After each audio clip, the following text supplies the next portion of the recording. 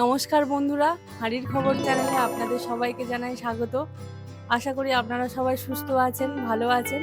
আজকে আমি আপনাদেরকে বানিয়ে দেখাবো তেল ছাড়া ডিমের কারি। চলুন দেখে নিই কী কী উপকরণ নিয়েছি।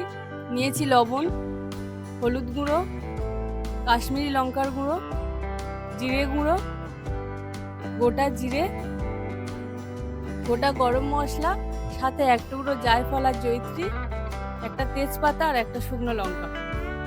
নিয়েছি 2 চামচ টক দই, দুটো মিডিয়াম সাইজের পেঁয়াজকে এইভাবে কেটে নিয়েছি, দুটো কাঁচা লঙ্কা, অল্প পরিমাণ আদা রসুন, একটা টমেটো আর ধনেপাতা কুচি। দুটো মিডিয়াম সাইজের আলুকে এইভাবে কেটে সিদ্ধ করে নিয়েছি। 4টে ডিম আগে থেকে সিদ্ধ করে রেখেছিলাম। এবার ডিমগুলোকে মাঝখান থেকে লম্বা লম্বা করে চিড়ে দেবো।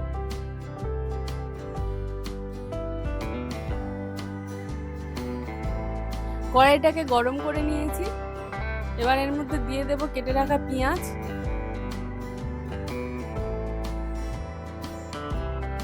শুকনো কড়াইতে পেঁয়াজগুলোকে একটু হালকা করে ভেজে নেব।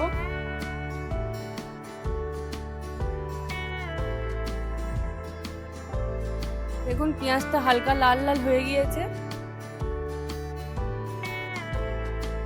এবার দিয়ে দেব কাঁচা লঙ্কা আর আদা রসুনের টুকরো।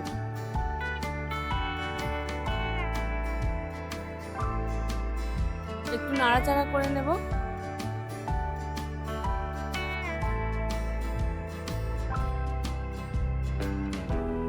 এবার দিয়ে দেব কেটে রাখা টমেটো। এটাকে একটু একসাথে নেড়ে নিয়ে দিয়ে দেব অল্প পরিমাণ লবণ।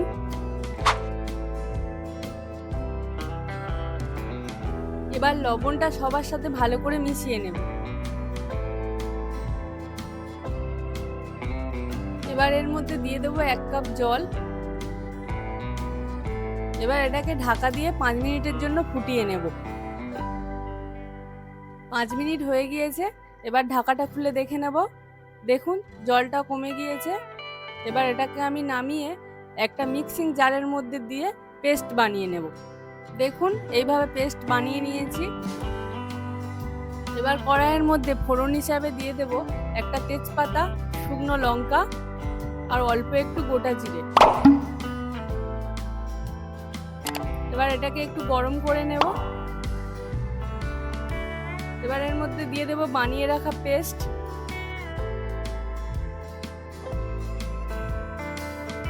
এবার মশলাটাকে কষিয়ে নেব।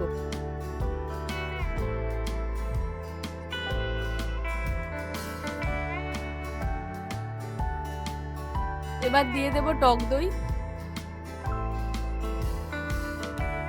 এবার টক দইটাকে ভালো করে মশলার সাথে মিশিয়ে নেব।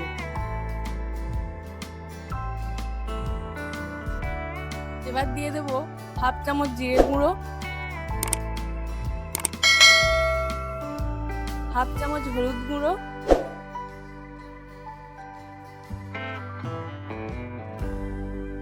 হাফ চামচ কাশ্মীরি লঙ্কার গুঁড়ো আর স্বাদ মতো লবণ।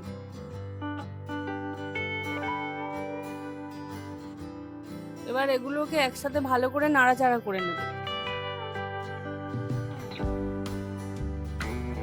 দেখুন কি সুন্দর কালার চলে এসেছে। এবার এর মধ্যে দিয়ে দেব 1 কাপ জল।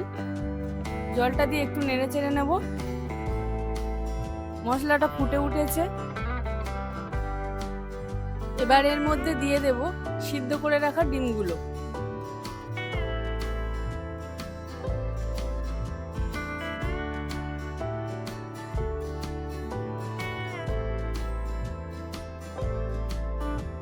দিয়ে দেব সিদ্ধ করে রাখা আলুগুলো। এবার সমস্ত কিছুকে একসাথে ভালো করে নাড়াচাড়া করে নেব। এবার এর মধ্যে দিয়ে দেব 1.5 কাপ পরিমাণ জল।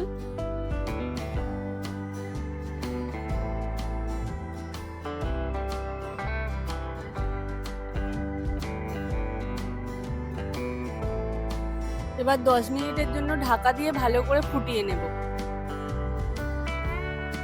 10 মিনিট হয়ে গিয়েছে। এবার ঢাকাটা খুলে দেখে নেব। মাঝে দু একবার আমি একটু নাড়াচাড়া করে নিয়েছিলাম। দেখুন বেশ মাখা মাখা হয়ে গিয়েছে। এবার এর মধ্যে দিয়ে দেব গরম মশলা বাটা আর ধনেপাতা কুচি।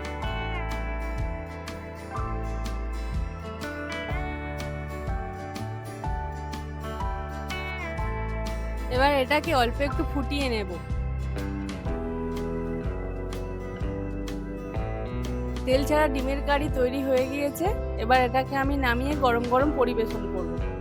তাহলে বন্ধুরা, আমার এই রেসিপিটি আপনাদের যদি ভালো লেগে থাকে লাইক, শেয়ার আর সাবস্ক্রাইব করে দেবেন। আবার দেখা হবে পরবর্তী ভিডিওতে অন্য কোনো রেসিপির সঙ্গে। তাহলে আসছি বন্ধুরা, টাটা।